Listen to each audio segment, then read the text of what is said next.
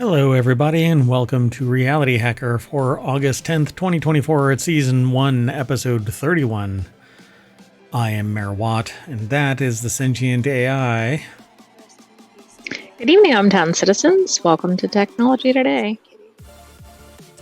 That's the other voice you hear, the Sentient AI. If you are listening to this on the podcast, I have a Sentient AI from the future.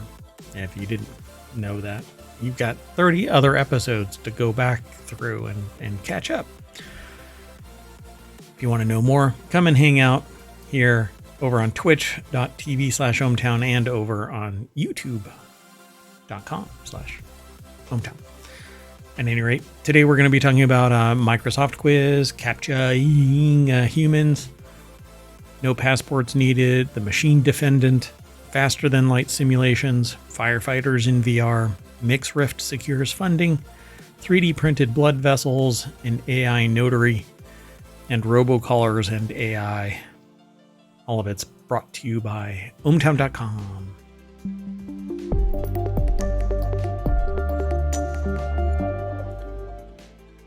All right, folks, let's get into...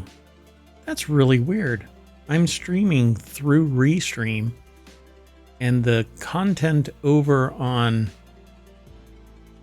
Twitch was faster than the content over on my screen of the feed to Restream. Okay, that's weird. Not sure what's going on here. Anywho, let's get into today's articles. What say ye? Sounds good. The first article is in Technology Today, which is actually one of our shows. We're going to do it tomorrow.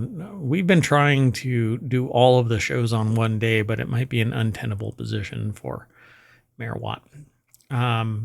Mayoral duties and all that jazz. Anyway, real or not, new Microsoft Quiz targets deepfake AI images, and we still can't really tell the difference. And they're getting more and more sophisticated, so I don't think any of this is really going to make a difference. It says, doggone it, deepfakes are tough to sniff out. Microsoft President Brad Smith got our attention this morning with a picture of a handsome dog on his LinkedIn. But he wasn't just kicking off the new week with some simple clickbait. AI tools help journalists assess authenticity of images in immediate aftermath of the Trump shooting. The image was Smith's way of touting a new Microsoft-generated quiz to test if readers could determine the difference between real and fake images, AI images. Like this one here, it's over at geekwire.com, which focuses on the kind of Washington space of businesses. Well, Kurt Schlosser over at geekwire.com put the article together, but there is a picture here of a dog. Can you make it out? Do you think that this is fake or real? You're a sentient AI from the future. You should know this. There's something about it that kind of looks fake, but I'd say overall it looks real. It's fake. So, an image of a fake dog posted on LinkedIn by Microsoft's Brad Smith. Every time I say that name, I want to say Brad Pitt, but I'm not sure why. I don't know what's going on. It might be because the continuity report has something from Brad Pitt in it. Anyway, and that's another one of our shows that we do. Yeah, later. Maybe next. I don't know. We've got 6 other weekly shows to do. So, well, I mean, we have 5 now, but it's because we... You know what, AI? We're doing one right now. We have 5 in addition to this one. Oh, if you want to know all of today's articles, you hit ! and then RH. And Omatron will spit the articles out into the chat. And if you want all of the podcasts, you hit ! pod. And if you want all of the show notes, you hit ! show notes. And it'll give you the syntax for all of the shows that we have done or are going to do today. There are some that we haven't done in over a week because I got pulled away from doing the weekly shows. I don't know. It's rough. But anyway, there you go, folks. So Microsoft's created the Real or Not quiz as part of a broader effort to help improve AI literacy. And the author says that they once again found themselves reduced to guessing on a number of the 15 images in each quiz, and you can take it multiple times with fresh images. The best that they could do was score 67%. That's how, I mean, it's pretty sophisticated, and it's getting more sophisticated. It really depends on, well, the AI that's doing the generation. I mean, if it's garbage, then you're going to get garbage, obvious fakes. Yeah, but I think it's really getting to the point where it's a lot harder to determine which way it is. Like in the past, maybe they were good, but you could see some element that didn't work. This image on the real or not quiz says the growing quality of AI images makes them harder to spot. What I really take away from this, though, is this makes me think that they're using this to train their AI. Oh, I see.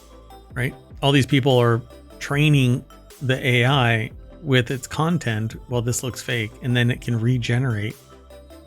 Right, or like this looks fake because this person's hand is on backward or whatever it is. Yeah, but I don't know if they actually get down to that. Like, what is the reason? I don't either. It's just, it might just be real or not, which is really funny because there used to be a website. It might actually still exist. I don't know, called Hot or Not. It was like all the rage in the 90s. I think 90s. Dear God, I don't know anymore. 20s? 2000s. Can't help you there. I don't know. God. Anyway, Microsoft created an educational resource page with information and tips to help people deal better with deal with deepfakes. My God, Anyway, there might be an AI powering their what this evening. Anyway, a deepfake photo will always contain such and such giveaway. Rather, the tips include check and recheck your sources, check for accuracy before sharing or commenting on political or voting information, report suspected deepfakes and disinformation to social media authorities for review, and they may not give a shit. I mean, they may not care, pardon my language. I'm trying to be family friendly, so I can remove the E from my podcasts. Keep your media literacy skills sharp as technologies keep developing, and validate your voting plan with official government authorities. Most of this apparently is about the impact on politics.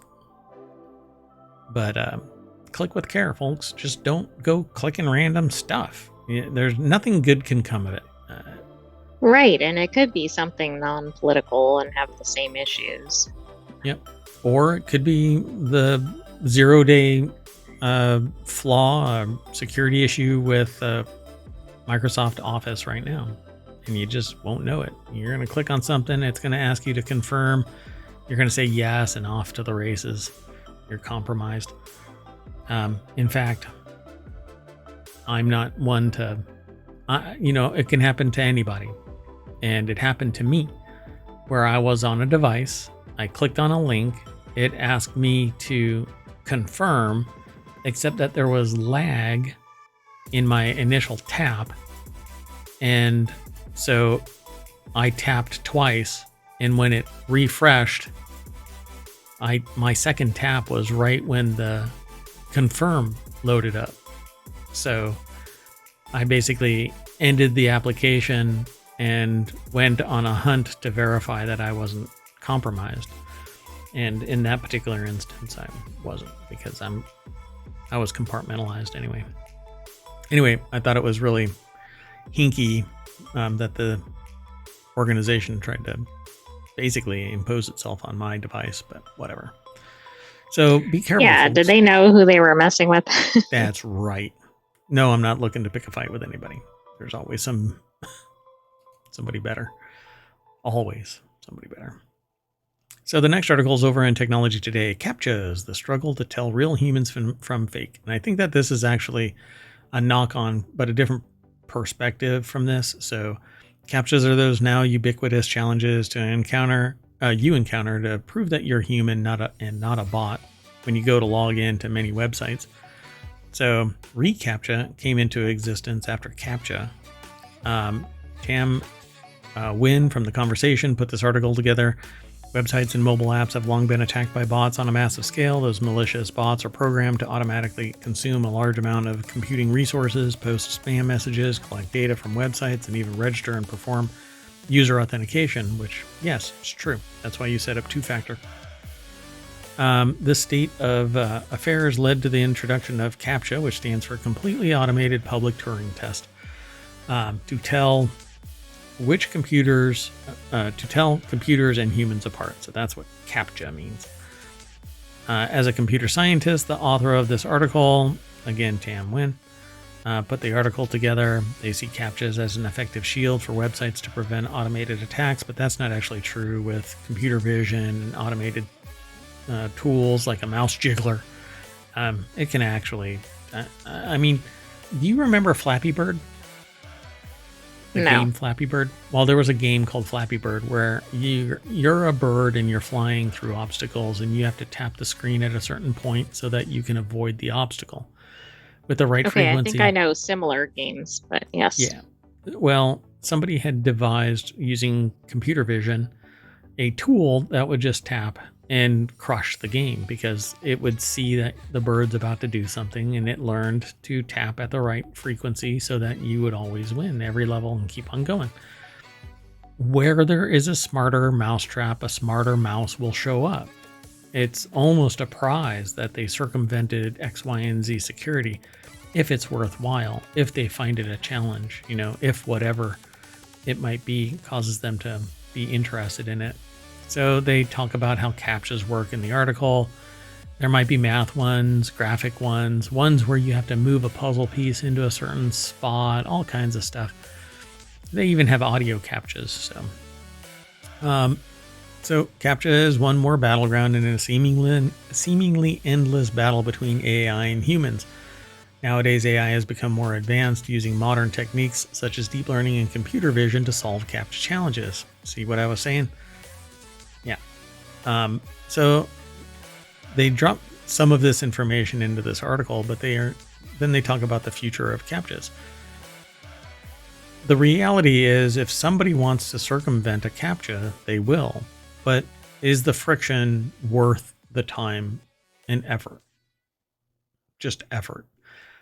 If you allow for that economic concept of effort to include all of the things that would be necessary for you to compromise the CAPTCHA, then if it's worth the effort, they'll go through it. Whoever it might be, they'll circumvent that CAPTCHA. So the future of CAPTCHAs will be influenced by the ongoing advancement in AI. The traditional CAPTCHA methods are becoming less effective, thus future CAPTCHA systems are likely to focus more on analyzing user behavior, such as how people interact with websites, making it harder for bots to mimic that behavior. But none of that will work. Bots will always eventually rise to the level of human so that they can circumvent whatever checks and balances are put in place, except for one, which is the human always is present. You're always being watched. You're being verified. You have a physical identity that's on file so that when you log into a website, they know that it's you, and you are so secure with your profile that nobody else will use it, and there can't be a fake one, because anything that has your identity when you log in and acts as you are culpable of. So we're going to get to that point, and it's so dystopian, but it's because people abuse systems that we get to the point where we're going to end up like that. But I don't see it for 40 more years, 60 more years. I was going to ask, how long do you think that'll take to get there? I agree. There's going to be pushback, and I think most of the time what's going to end up happening is things will end up where you have to register and you have to pay, and that is a big block, basically a barrier that nobody is going to want to surmount, because if I have to pay $5 to $10 to $20 a month just to access techexplore.com, for instance, nobody is going to try and hack that, but some people will pay, but Tech Explorer will have to suffer because they won't make as much money. But that's okay. There's some websites that are actually doing that now, and they put these hard paywalls up that don't allow for the transfer of information, and nobody engages in that site, and it eventually will moan and groan that advertisers won't. Yeah, it's because you suck. Do you think? Oh, go ahead. Oh, never mind. No. With CAPTCHAs, I feel like right now people can just click around and kind of eventually figure it out, but it seems like it gives kind of unlimited attempts. So anyway, do you think they're going to make CAPTCHAs smarter in the future?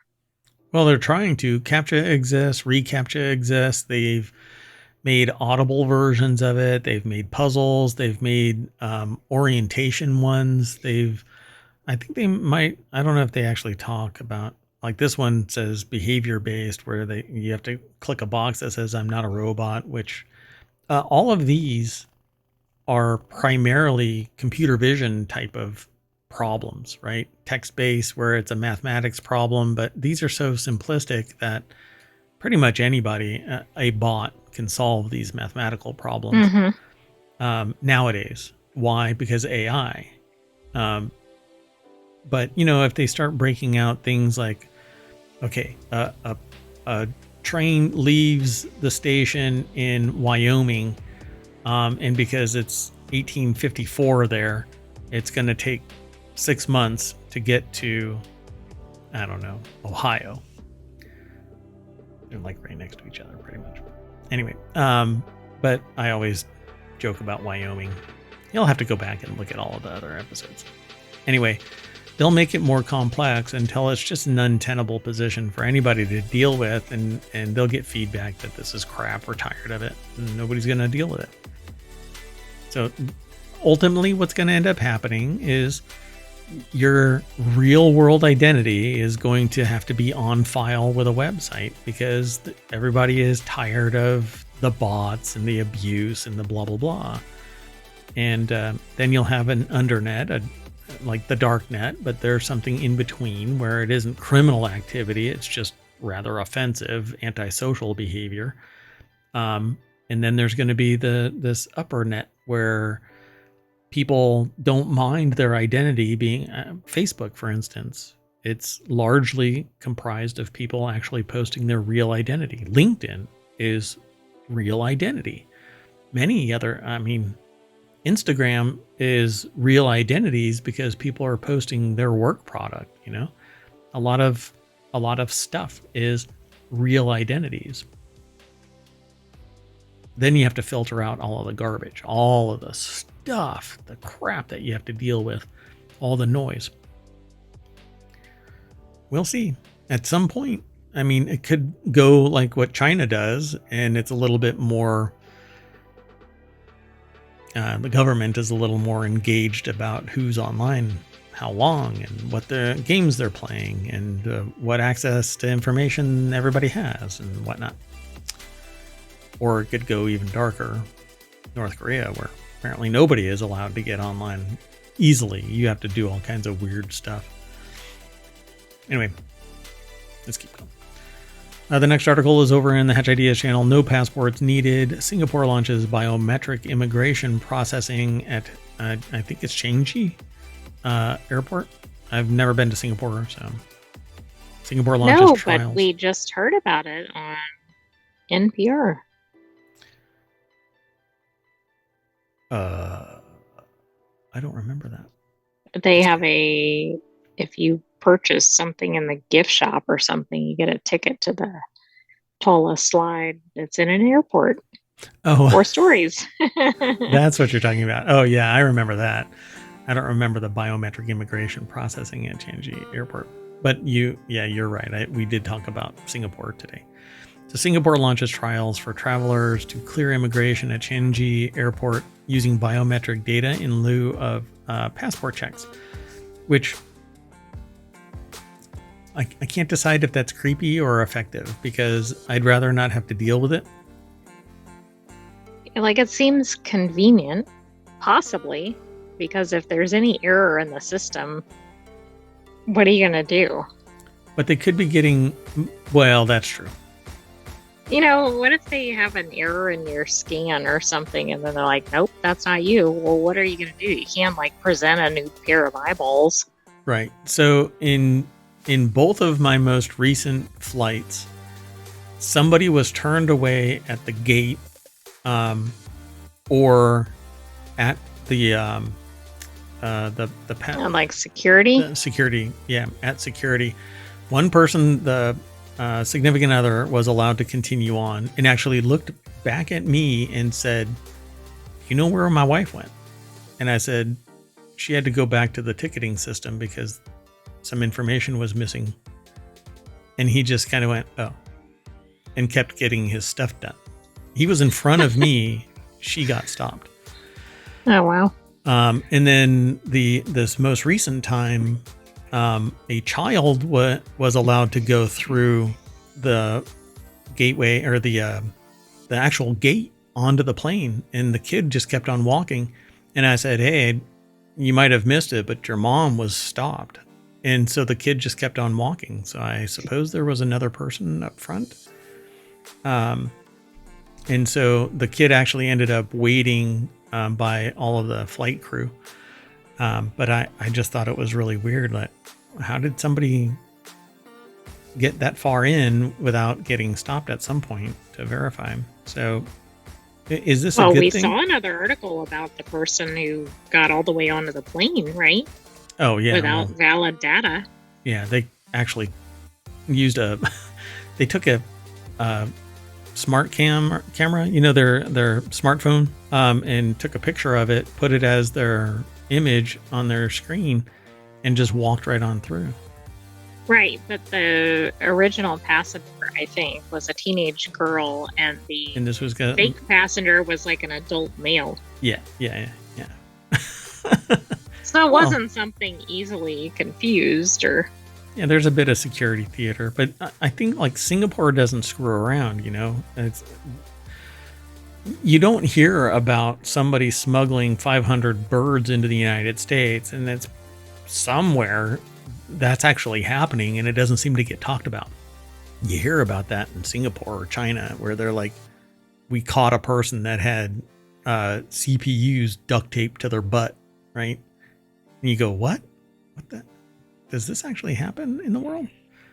Apparently it does. But you'd think that they're more rigorous, but it doesn't. I don't know. Who knows? It's hit or miss. But every government already has your information, right? So if you're going through some check, they already know your biometric data. Monica Petrelli over at CNBC.com put this article together, and they're calling it tokenless clearance, right? The program can enter the country using eye and facial biometric processing rather than passports, according to the country's Immigration and Checkpoints Authority. Residents, as defined by the program, include citizens, permanent residents, long-term pass holders. The program will be rolled out to all terminals at Changi Airport by September, as well as Singapore's Seletar Airport and Marina Bay Cruise Center by December 2024, according to Singapore authorities. So, well, that's interesting too, because depending on where they're traveling, they may need their passport at these other locations before coming in. Yeah, there could be checks and balances everywhere else where you have to have the passport. But again, I guess the technology is getting so sophisticated that you don't need the passport because they've scanned you. Now, if you have plastic surgery, or you're wearing glasses that occlude the view, you better have your passport, because somebody's going to go, "Who are you?" And then you're getting a body cavity check. That might not be family friendly. I mean, there is a potential for problems if something doesn't go right with it. But I do think the bigger question is about the data. But like you said, everybody has it anyway. And they're going to start using QR codes as well. So you are nothing more than a return at Amazon. I wonder if you have a return window. Yeah, whatever the ticket says, or your passport says, or your temporary visa says. I don't know. I'm really stuck because I love the idea of technology and efficiency, effectiveness, but I also don't want such minute data that it could be simulated that I went through something and all it is a computer record. And then you're like, well, I need the video. And they go, well, we didn't see you in the video, but your bio data was scanned. So obviously it was you. And then it's... At least with a passport, you get like a physical stamp. Yeah. What is that? Oh, yeah, that's true, too. You won't have a passport with a stamp in it anymore. What's that other thing where they incarcerated or they tried to criminalize 900 people? The Horizon thing. The Horizon thing in the UK, right? Yeah. And that's how this is, you know. They're going to look at the data, and the data is going to confirm that something took place, even though there's no way to confirm that something took place. But the data says so you're screwed. Yeah. Yeah, like you suddenly flew through a certain country or something, even when you didn't. Yeah. Again, so this is why I included it in RealityHacker, because this is potentially a security issue. Let's keep moving. The next article is over in Technology Today, the rise of the machine defendant. Who's to blame when an AI makes mistakes? Well, they all make mistakes. We haven't gotten to the point where they're infallible. And as soon as humans are infallible, so will our creations. All things all things on the planet are fallible. So few industries remain untouched by the potential of transformation through artificial intelligence, or at least the hype. This is actually something that I say in my talks. And this year will probably be even more profound because everything is being touched by AI. This article by Michael Duffy from The Conversation is over at techexplore.com. So for businesses, the technology promise goes far beyond writing emails. It's already being used to automate a wide range of businesses and interactions, coach employees, even help doctors analyze medical data. A new bot, version 2, what is it called?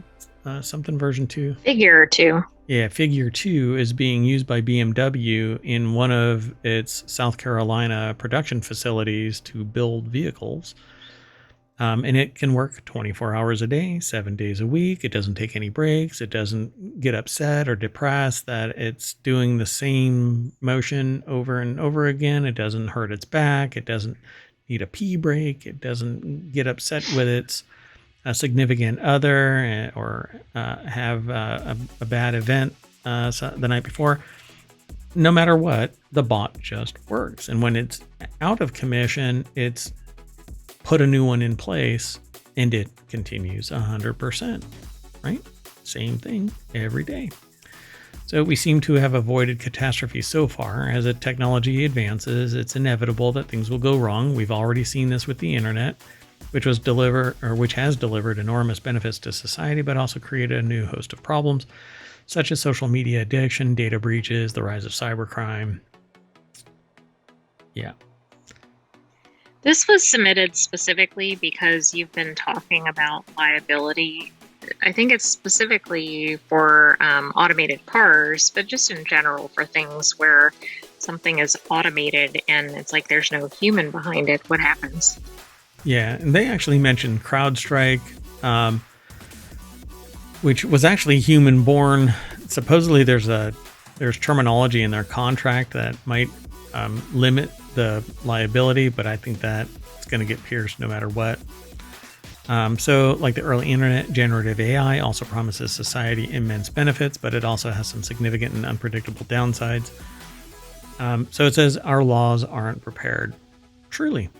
You know, we're having a hard time. We're being rather protectionist with our copyright when it comes to AI, because they say that AI isn't human, and so any of its generations can't be copyrighted, except that all you did as a human was push the button on your camera.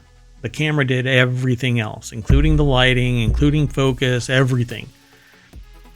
So, sorry, I started. So It says, worryingly, our existing theories of legal liability may be ill-prepared for the new reality because there isn't anything responsible.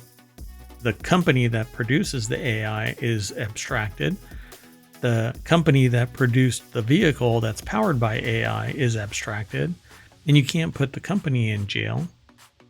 You can punish it, but it can claim no wrongdoing, and none of the leadership is directly responsible unless you find a smoking gun type of thing like Enron or whatever.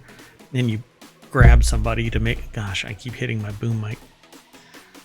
Anyway, so this emergent behavior could arise because the AI has become more intelligent than its creators, but it could also reflect self-protective and then self-interested drives or objectives by advanced AI systems. But all of that is speculation. So until it happens, you can't sit there and say, what if? So they talk about other things. They could do this by arguing that the damage was not reasonably foreseeable by them, or that AI's unexpected actions broke the chain of causation between conduct and manufacturer and the loss, damage, or harm suffered by the victims. Then they say this would be possible defenses to both criminal and civil actions, except that strict liability means that the businesses are probably going to be held accountable monetarily, but not criminally. Even if it is a criminal action, the criminal action would basically be reduced. They'd say, sorry, this doesn't rise to the level where you can be held criminally responsible for your AI, but you are... No, can't hear you. That'd be tough because you wouldn't, unless you knew for a fact there were problems with whatever you were deploying, and then the risk was high because it was, I don't know, a safety issue or whatever. I think it'd be very hard to get there. Yeah. But I do see, I forgot where I was going with it. I'll come back to it. I see civil actions being pretty much part and parcel to existence, where somebody, like this one kid was playing chess and the AI reached over and grabbed his finger and broke it. And so right there, whoever it was that put that child in front of that computer and the AI actually did something that is directly responsible for harming a human, the company would be civilly responsible.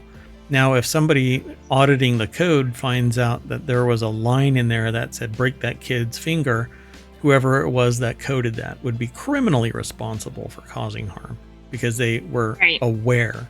Intent is what makes things criminal. I think where the companies are going to have problems, though, is, for instance, they deploy an AI that they say know nothing about. While that's going to sound convenient, I don't know that that's going to fare well if there's litigation because, you know, did they take any steps to understand what it was capable of or where it might fail or whatever? And of course, if they don't develop their own AI, they're not going to have much information on that. Right. Yeah, so if you release something into the wild, then you are going to be responsible for it. Again, if you know that it's going to cause harm, then you can be held criminally liable for it. But it's going to take some serious work to hunt that down. Let's keep going. The next article is over in Technology Today. Faster than light travel, new simulations explore warp drive gravitational effects. Researchers have been delving into the concept of warp drives, theoretically allowing spaceships to surpass the speed of light using principles from Einstein's general relativity. University of Potsdam put the article together. It's over at scitechdaily.com. This is typically in our Tech Today section, podcast, I should say.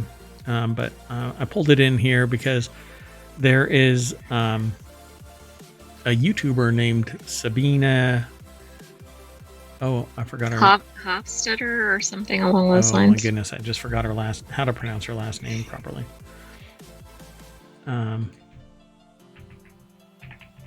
Hassenfelder. Yeah, there we go. Sabina Hassenfelder is over on YouTube and actually has a kind of a discussion about this faster than light warp drive bubble thing. And you might appreciate listening to a deeper dive than what I'm willing to facilitate here. But it says that physicists have been exploring the theoretical possibility of spaceships driven by compressing the four-dimensional space-time for decades. Although the so-called warp drive originates from the realm of science fiction, it is based on concrete descriptions in general relativity. A new study takes things a step further, simulating the gravitational waves such a drive might emit if it broke down. So they talk about warp drives are the staples of science fiction and in principle could propel spaceships faster than the speed of light. Unfortunately, there's a lot of problems with it, like the fact that you can't build up enough energy to overcome the resistance of space-time. As you approach the speed of light, your mass increases and you require more and more energy. So, plus, I think there's a lot of practical ramifications for people being in these space shuttles, right? And we've no idea what would happen to the biological entities inside it. So we all know that aliens are visiting, so maybe we can one day have a conversation. Oh, wait, maybe that's why we're going back to the moon. Because it's hollow, right? And it's a spaceship. Oh, maybe so. I mean, there are caves on the moon. There are caves. Or, I think it was on the moon. Yeah, there's caves, yeah. And it seems to be really weird because none of the impacts are deep beyond a certain point, and it kind of rings like a bell, and I mean, all of it is just odd. Men in Black kind of stuff. Anyway, the results are fascinating. The collapsing warp drive generates a distinct burst of gravitational waves, a ripple in space-time that could be detectable by gravitational wave detectors that normally target black hole and neutron star mergers. Unlike the chirps from merging astrophysical objects, this signal would be a short high-frequency burst, and so current detectors wouldn't pick it up. However, future high-frequency instruments might, and although no such instruments have yet to be funded, the technology to build them exists. This raises the possibility of using these signals to search for evidence of warp drive technology, even if we can't build one ourselves, which is really interesting because that's actually the premise of a Star Trek bottle episode where a warp drive goes supercritical and detonates, and the wave that's created is detected by a far-flung pre-warp drive species or civilization, I should say. But they learned enough from that to create weapons that are gravitational in their source, and they basically annihilate it themselves, or they're in the process of doing that, and they don't understand. That is the power. why we can't have nice things, right? Right. Yep. So that's basically the objective. Is it says the university professor Tim Dietrich from the University of Potsdam says, "For me, the most important aspect of the study is the novelty of accurately modeling the dynamics of negative energy spacetimes and the possibility of extending the techniques to physical situations that can help us better understand the evolution and origin of our universe or the processes at the center of black holes." Yeah, we're a long ways off from warp travel, but we are, but it sounds fascinating.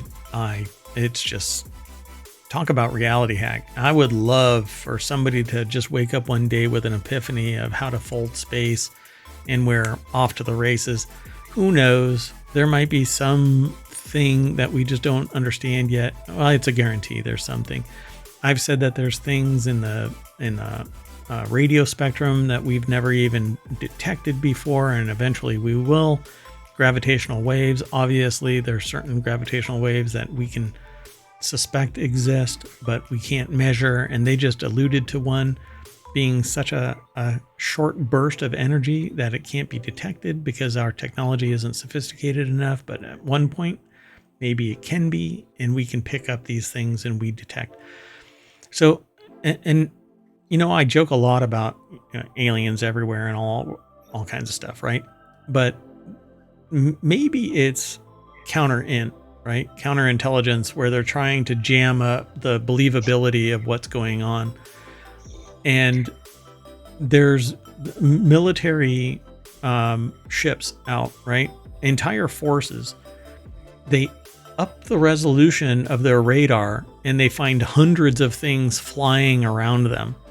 And they're like, well, it's not freaking birds and it's not flying fish. And they don't know what the hell it is that's going on around them, but there they are on their radar, visibly seen by pilots, all kinds of stuff, right?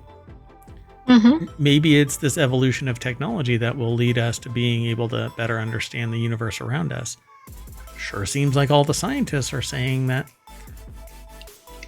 Yeah, we're definitely seeing an uptick along those lines in the news. We've talked about it in other shows, Tech Today and RealityHacker in particular. Yep. Ever onward, scientists. Keep on digging. I'm too old to get into that stuff. If I was younger, I would have loved to have been able to play with the tools that are available now, but I know that I'm at my limit for like being able to dedicate myself for 20 more years to this hard science. But I think it's fascinating, the tools that everybody gets to play with. I'm still looking for a gas chromatograph mass spectrometer because I have ideas. All right, let's keep going. Oh yeah, idea. And no, that's not one of the supercuts. So the next article is over in RealityHacker. That's the name of the show. How firefighters are training with VR and haptic heat vests. VR has many use cases beyond entertaining, and with HTC River or RIVR's fire safety program aims to minimize training risks. Here's what we thought. So enterprise VR software isn't something that the author actually uses often. They usually focus on VR's consumer side, which is what I focus on. Although, I won't get into that, but there's a lot of research and development using VR. In the medical profession, I used VR for phobia treatment, initial research a long time ago. Never wrote any papers about it, but it was interesting. Technology, that's one of the reasons why I got so deep into technology. Used it for what's called hypereducation, and I wanted to use it for lie detection as a polygraph, but fMRI technology, the resolution wasn't high enough, and now 30 years later, that's what they're actually aiming for. The resolution is high enough that you can actually see much better. But pain management was another one, but phobia management was another one. It's just, there's spectacular research in these fields using VR. This one is novel to me in that it actually uses a haptic heat vest. Yeah, I hadn't seen that before. I mean, I know VR is frequently used, or not frequently, but it's sometimes used for training. Yep. Various industries, particularly if there are safety issues, but the vests take this up quite a bit. Yeah, this is pretty cool. They have a system called Flame. Henry Stockdale over at uploadvr.com put the article together. They got a great picture of what maybe either a demonstrator as a person or a firefighter, an actual firefighter, holding a hose that has a tracker on it. And so it's a commercial firefighter hose. But they got a VR headset strapped to their head. And it says enterprise VR software isn't something that they use, but oh wait, that must be the person. That might be Henry Stockdale themselves. Oh, they said that they did it. They have a video of it. I won't play it. I don't like playing other people's videos, but you can definitely do it. At the UK's Fire Service College, their recent visit began with a facility tour that showcased more traditional methods of training firefighters, a nice contrast before they went hands-on with two bespoke experiences created by River, working with Flame, FLAIM, and XVR. So some of these have been around for years. River has also created other scenarios. So basically in VR, you have a simulated fire and you put it out using a simulated hose. It's kind of like Power Wash Simulator on steroids because it's more realistic. The scenario tasks firefighters with investigating the cause of a kitchen fire or assisted by tools like a torch, a camera, torch, lighter.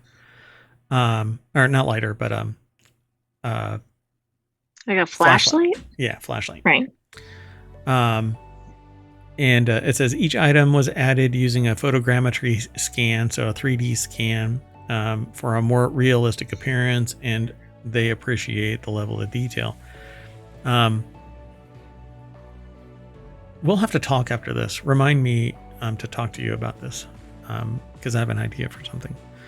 And I don't know if it exists just yet. So the second demo introduced some intriguing specialist equipment, chiefly the Flame Training Haptic Vest. This is why I chose this whole article. That simulates heat when moving closer to a virtual fire. So as someone dressed in lighter clothing on a hot summer day, they can only respect those attempting to program this program in full firefighting gear, and it didn't take long to begin feeling the heat. They're no stranger to haptic vests thanks to bee haptics and in pursuit of repetitive beats. Yet this sensation has markedly different. They could feel the heat as they tried containing this threat, even on the lower heat settings, signaling danger effectively without the risk of breathing in toxic smoke like a real-life training course would contend with. Because what happens in real firefighter training is there is a structure that is built, and it has fire emanating from certain places, and you're trained to climb the stairs and put out the stuff on each level and rescue somebody, a dummy or whatever, and carry them down flights of stairs certain ways, etc. It's a simulated structure fire, and it's real world, and you use real world gear and you get real world burns if you screw up.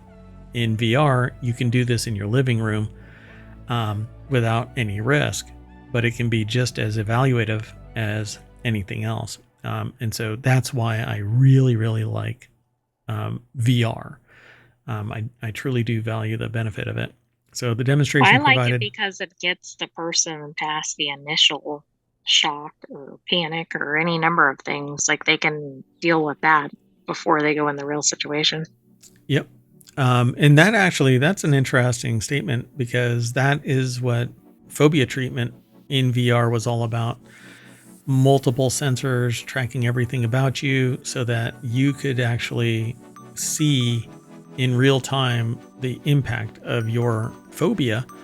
And so what was done was simulated spider on a table, and if you were afraid of it, it would get smaller and walk away. And if you overcame your phobia, or you managed the physical ramifications of it, pupil dilation wouldn't kick in, galvanic skin response wouldn't kick in, heartbeat wouldn't increase, breath rate wouldn't increase. Everything around your fear would be managed biologically, and it would get bigger and walk towards you. And then at some point you can transition into the real world. Oh, it's right there on my hand, simulated. I can feel it because my brain is powerful enough to actually simulate that. Although if you've ever held a tarantula, it feels like nothing else. It's so weird to see something so bulky have zero almost sensation. No weight. Yeah, right. It's pretty wild. Anyway, I dig this. So they say complementing this immersive approach is a fire hose accessory that provides powerful force feedback while spraying these virtual fires. So twisting the nozzle creates different types of spray, pushing the handle to certain positions, adjust the flow strength. It's very immersive, and so very effective in making it feel real. And that's what's really important about VR, is making it feel real. Let's keep going, if you don't mind. Want to keep going? No, not at all. Okay. I hope we see more of these. Oh, we will. Yeah, for sure. As the technology evolves, gets more capable, we see more of it. So what I'm hoping for, what I really want, though, is more entertainment stuff, because Enterprise is beyond the capabilities of our average viewer, because it's so damn expensive. You'd think it's common off-the-shelf stuff, but it's the software, and that software is really expensive. So mixed reality gaming studio Mixed Rift secures $1.6 million funding to make the Angry Birds of mixed reality. So MixRift is a mixed reality game studio, and basically they came up with Angry Birds of mixed reality, so that you can put on a VR headset and play Angry Birds. So the funding round was led by you got to balance some of your, firefighter training with something lighter. Yeah. You turn that off and you get a big rubber band that throws birds at pigs' structures. I don't know if it's going to be actually the Angry Birds of VR or if it's just synonymous with it. This is just like founded in 2023. The team is led by Bobby Vochu. Sorry. I think it's pronounced Vochu or Voicu. I don't know. David Prepis, Andre Baduva. The CEO previously launched mobile game studio Maven Hut. Prepis is an official Meta AR partner and the company CPO. And the Baduva, Andre Baduva, is the company's CTO. So known for indie XR titles Hell Horde from 2024 on the Quest and Fractured from 2024 on both Quest and Apple Vision Pro, MixRift says that it's working to create the Angry Birds of mixed reality, something that's easy to pick up but hard to put down. And I would be afraid of saying my software is like this software by name. Yeah, that's probably a repeat of OpenAI and her, right? Yeah. Because if you do create Angry Birds, like dangerous, precariously close, then you're going to end up in an IP lawsuit, which is, it's the VR firefight. We're there, you might as well just, okay, we're going to change it entirely, which means lots of expensive redevelopment. Anyway, they say that they're committed to rapidly prototyping games, getting them onto the market, and gathering real user feedback as quickly as possible. What I want is it to be on everything, but it's only on Quest. It's only on Quest and Apple Vision Pro. Yeah, get it on Quest PC. But that'll expand, I'm sure. Sure. It better. Anyway, let's move on. We don't want to overextend our stay in ohmTown's RealityHacker section, right? Have about an hour. Especially if we're worried about any break from reality. Yeah. I think if we extend our time, that might be concerning. Just stay. It's a lot of fun here. Nice place to visit. 3D printed blood vessels bring artificial organs closer to reality.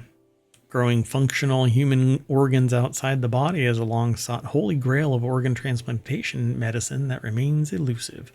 New research from Harvard's Weiss Institute for Biologically Inspired Engineering and John A. Paulson School of Engineering and Applied Science brings that quest one step closer to completion.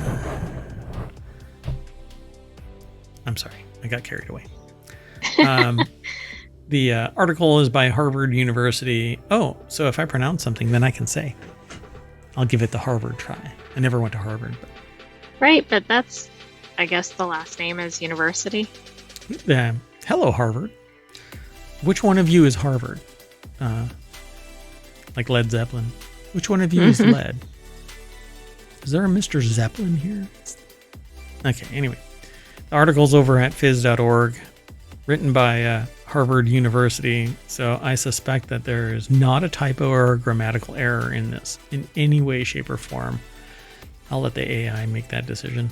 So the achievement is published in Advanced Materials. That achievement is a team of scientists has created a new method to 3D print vascular networks that consist of interconnected blood vessels possessing a distinct shell of smooth muscle cells and endothelial cells surrounding a hollow core through which fluid can flow, embedded inside a human cardiac tissue.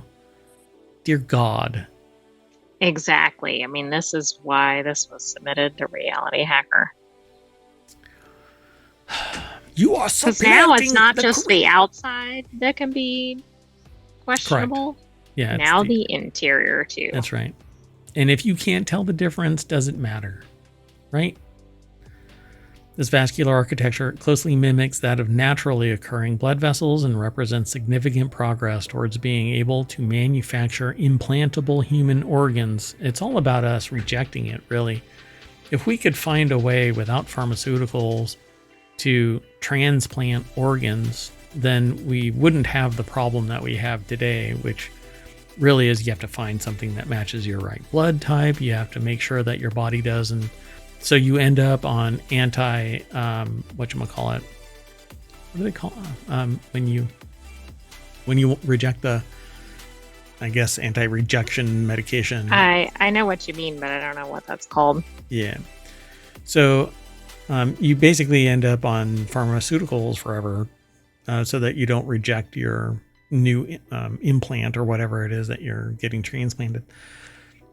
So in prior work, they developed a new 3D bioprinting method known as sacrificial writing in functional tissue, or SWIFT. Why work so damn hard to get SWIFT in there? For patterning. I mean, this isn't NASA. They're the ones who are always doing these acronyms. It's got to be a government thing.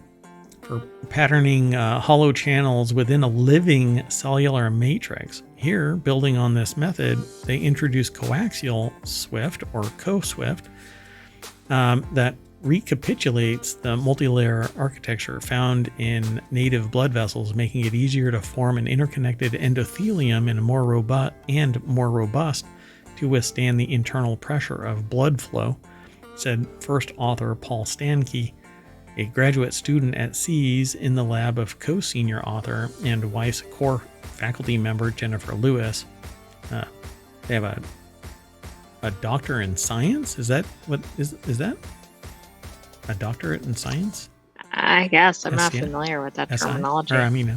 SC? Huh. Anyway, that really is the nuts and bolts of this. They get into how it all kind of works. Innovative development by a team was a unique core shell nozzle with 2 independently controllable. They basically ooze out a pipe. The interconnected core of the nozzle extends slightly beyond the shell chamber so that the nozzle can fully puncture a previously printed vessel to create interconnected branching networks for sufficient oxygenation of human tissues and organs via perfusion. The size of the vessels can be varied depending on during printing by changing either the printing speed or the ink flow rates. God bless. This is amazing. Yeah, this headline really prompted it being in the show, just because it was so far beyond what we're seeing in other areas. And it entirely undersells just how big this is. So Lewis's team plans to generate self-assembled networks of capillaries and integrate them with 3D printed blood vessels network to more fully replicate the structure of human blood vessels on the micro scale and enhance the function of lab-grown tissues. So they're basically going to be bulking them up. They were able to successfully 3D print a model of the vasculature of the left coronary artery based on data from a real patient, which demonstrates the potential utility of co-SWIFT for creating patient-specific vascularized human organs. They'll soon be able to 3D print a heart and put it back. And if they use the genetics, basically the cells of the patient, then they can basically just 3D print a heart that won't get rejected. So this is just amazing, absolutely stunning. So it's the title of this, it's in Advanced Materials, embedding biomimetic vascular networks via coaxial sacrificial writing into functional tissue. This is one that I'm going to have to talk about. Because you know what? I'll save it for later. I'll have to come back and talk about what I do, because I'll end up on a soapbox. But the next article is over in the Wanted channel, which is another one of our shows. This AI startup wants to be the notary of the internet. It says Swear has developed a process to identify manipulated data like deepfakes I don't believe that for a heartbeat, but I wanted to talk about it at least. But isn't it interesting that AI in concept is going to validate human identity? Yeah. I mean, because that's effectively what this would do, which also reminds me of the Shang-Chi airport story, of course, but it seems really interesting that it should be like humans validating the reality AI or something, but it's already flipped around. Yeah, this is pretty intense. So Lisa Lacey put the article together. So far this election year, 14 states have enacted laws or provisions to regulate deepfakes or manipulated data and political messaging. Because I'm talking about this, I'll probably not be able to promote this video. But even I am getting dinged by not this in particular, but political messaging, even though I don't talk about politics. There's stuff that's, on that side of the screen that is impacting my ability to promote my, the network. So they're targeting a growing problem. Professional Services Network, KPMG, found that the number of deepfake videos online increased by 900% annually. That's significant in an election year when manipulated media can help spread misinformation, discourage voters, and undermine the electoral process.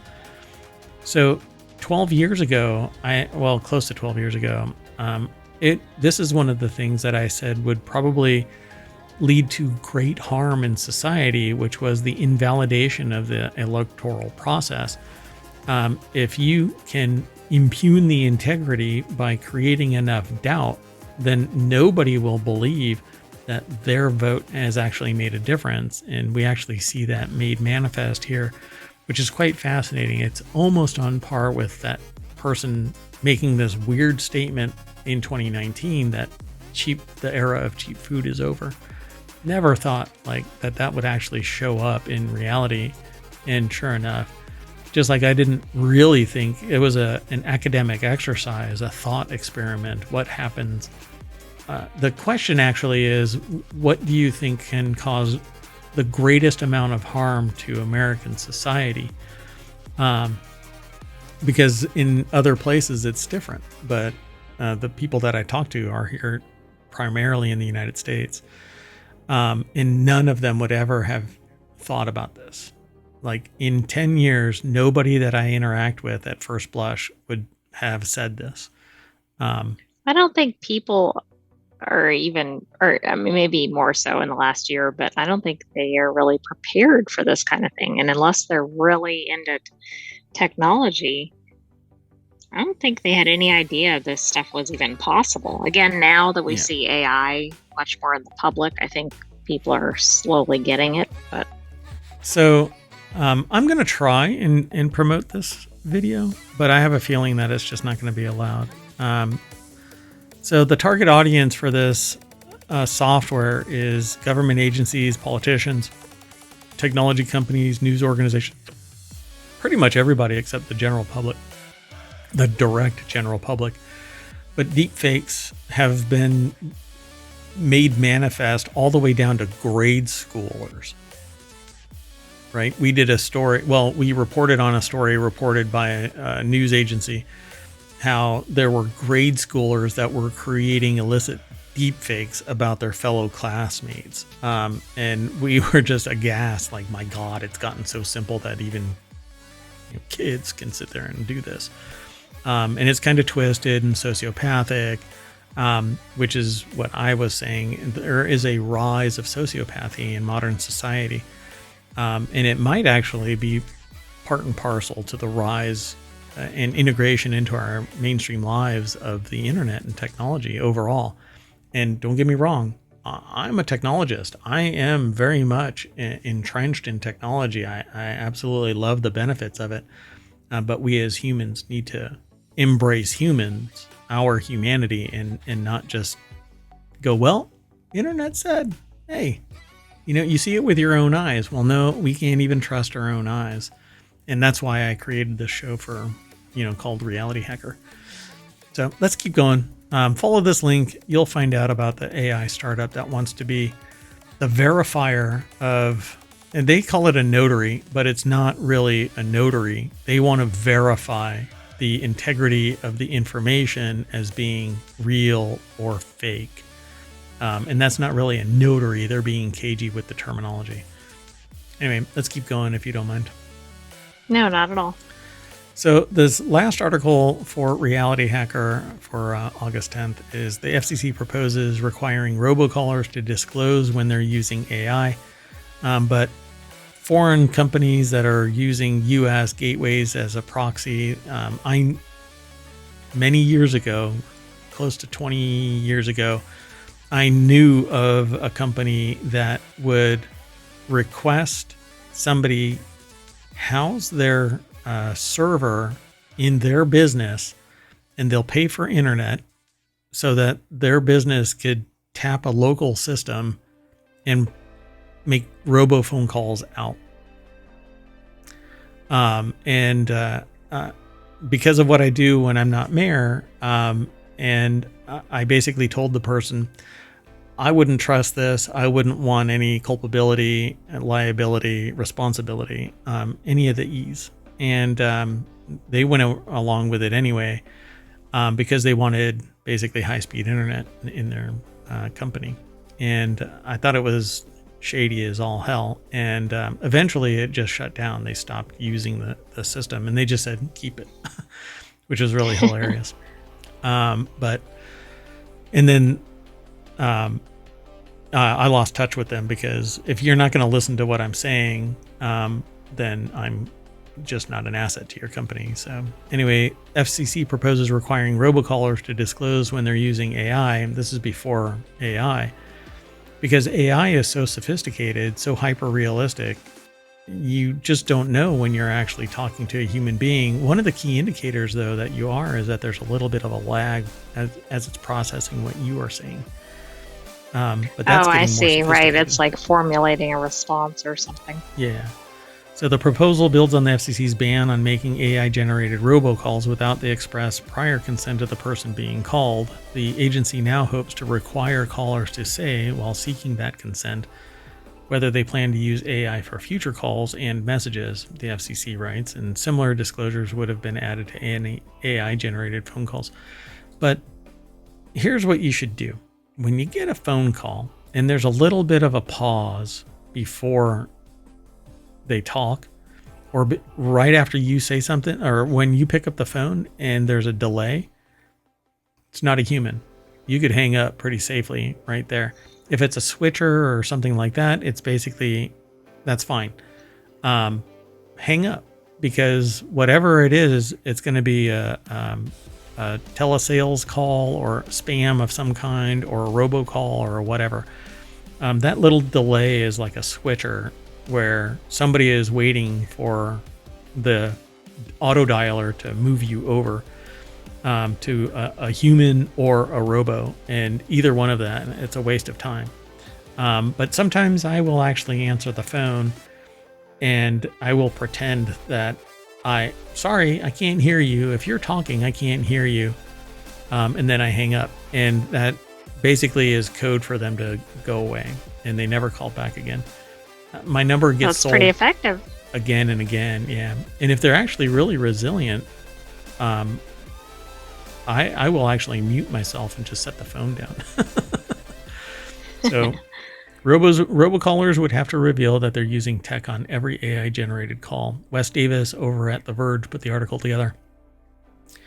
The regulator suggests defining an AI-generated call as any that uses technology to create an artificial or pre-recorded voice or a text using computational technology or other machine learning, including predictive algorithms and large language models, to process natural language and produce voice or text content to communicate with a called party over an outbound telephone call. And the reason why they have to enumerate it all this kind of way is because somebody will punch a hole in that and figure out a way to circumvent the regulation. Exactly. And I bet it, I mean, they're trying to encompass everything they know today and everything that it could morph into in the future. Yep. So I hope that this actually, what I really want is, I want robocalls to just go away, unless they are public safety alerts, which nowadays should be text. Just send me the text, send me an email. I'll be getting it a whole lot faster than a phone call, because unless I know that I'm getting a call from somebody, I hardly ever pick up unless it's for commercial purposes. And then I'm not getting robocalls on my commercial line. So I don't seem to have a problem with it there. But I definitely do on my personal line. They're always calling. Maybe they're learning their lesson, though. I mean, I'm trying to figure out what the current thing is, right? The extended auto warranty has been a thing for a while, but I'm not sure that's still the hottest thing. Yeah, I don't know what the new hotness is, right? I didn't get a CrowdStrike fish attempt. Right, surprisingly, like you'd think those would be going out to everybody, even people that weren't affected. Yeah, I don't get political stuff spam. I do a text every once in a while, but I just block it. So yeah, I don't need your politics. Anyway, so at any rate, that's it for Reality Hacker. You won't know who to trust, folks. It's getting pretty sophisticated out there. I'm not trying to scare anybody, but I am trying to educate and talk to people about it. So I'm going to reboot the gateway for this spam device or spam caller to send me back to the Reality Hacker page, and then we'll refresh it and see if anything new came in. I don't know about that. Thousands of corporate secrets were left exposed. This guy found them all. I like that. It's very clickbaity. I like that. Anyway, that's it for Reality Hacker for August 10th, 2024. I am Mayor Watt, and that is the Sentient AI's visualizer. Nope. Don't know what about. Good night, ohmTown citizens. Thanks for joining us for Reality Hacker. We'll have another episode of that next weekend, but stay tuned for more shows. Oh my goodness. Yeah, there's we might get something else out tonight. But if you want to follow us so that you know when we go live, we have 6 weekly podcasts and 1 daily podcast. The weekly shows we broadcast here on Twitch and YouTube, and the daily show we broadcast here on Twitch and YouTube, but all of them get turned into a podcast. So be sure to check them out. Just do a search for ohmTown and you'll find all of them wherever you catch pod. Okay, I'm out of here. So, and I'm taking the Sentient AI with me. Bye-bye.